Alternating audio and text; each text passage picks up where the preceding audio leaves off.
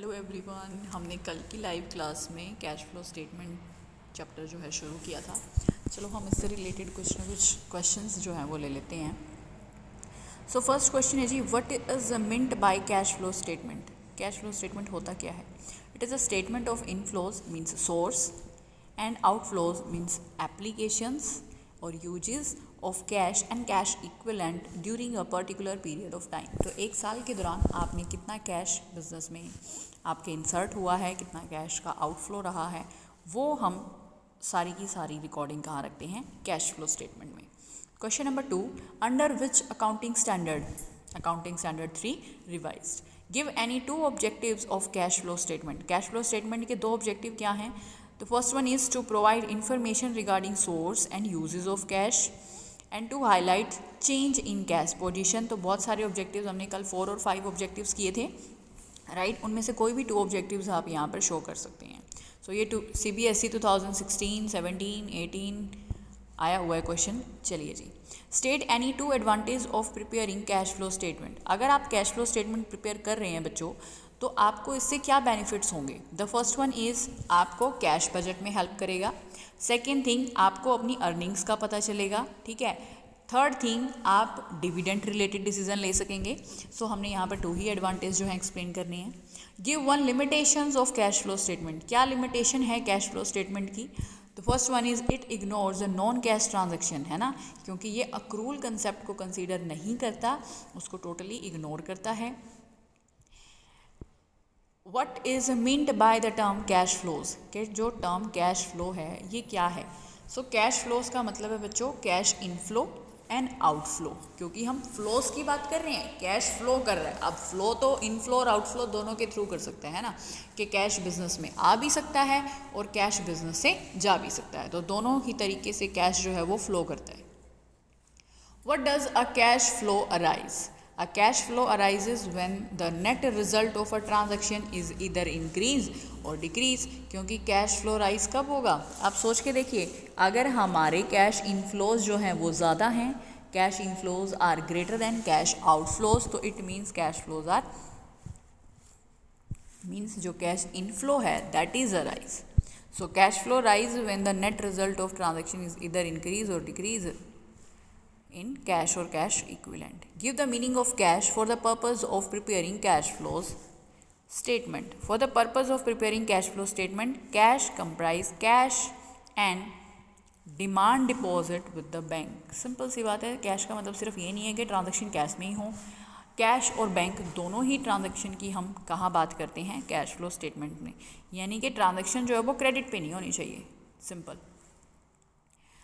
Question number 9, what is meant by the cash equivalents? Cash equivalents means मतलब बच्चों कि near cash की हम बात कर रहे हैं। सो जो हाईली लिक्विडेटेड इन्वेस्टमेंट होती हैं, यानी कि जिनको आप इजीली कैश में कन्वर्ट कर सकें, तो ऐसी ट्रांजेक्शन्स को हम कैश इक्विवेलेंट्स बोलते हैं। So these are the short term highly liquid investment that are readily convertible into known amount of cash, यानी कि बड़ी आसानी से जिन्हें आप कैश में कन्वर्ट कर सकें, which present insignificant risk of changes in their values.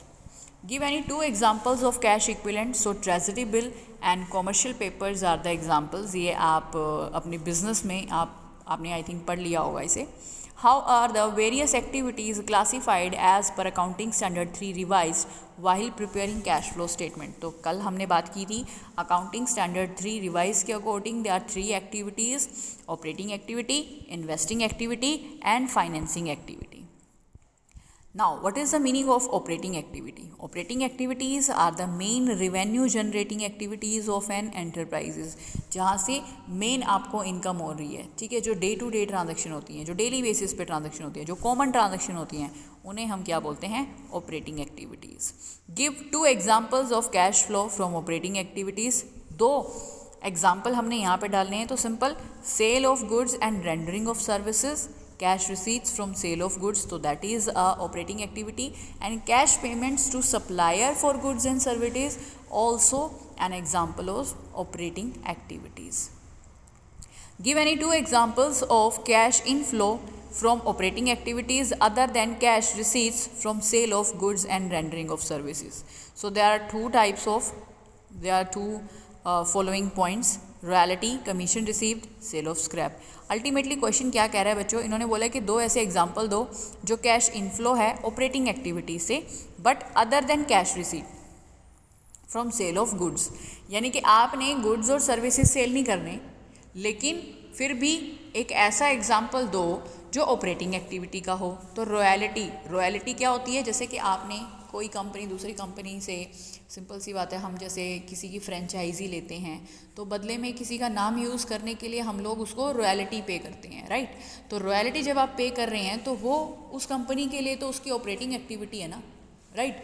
ना तो वो कोई इन्वेस्टिंग एक्टिविटी है, ना ही वो कोई फाइनेंसिंग एक्टिविटी है। Second one is commission received.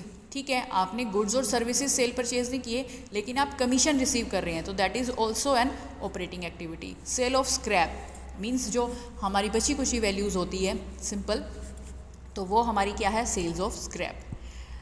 What are the two methods which can be employed to calculate net cash flow from operating activities? So पहले ही बता दूं मैं आपको कि यहाँ पर दो तरह के मेथड होते हैं, डायरेक्ट मेथड और इनडायरेक्ट मेथड। ये हम ब्रीफली अभी पढ़ेंगे, अभी यहाँ तक हम पहुँचे नहीं हैं। तो जितने हमने कल पॉइंट किए थे उस हिसाब से हमने आज 15 क्वेश्चन जो हैं वो यहाँ पर प्रैक्टिस कर लिए हैं, ठीक है, रीड कर लिए हैं। सो बच्चों, I hope video will be helpful for you. आज जब हम लाइव क्लास में जुड़ेंगे तो आप ये जो क्वेश्चंस हैं इनकी एक बार रीडिंग अच्छे से ले लेना ताकि आपका बेस और स्ट्रॉन्ग हो जाए। ओके स्टूडेंट्स, मिलते हैं फिर लाइव क्लास में। Till then bye bye.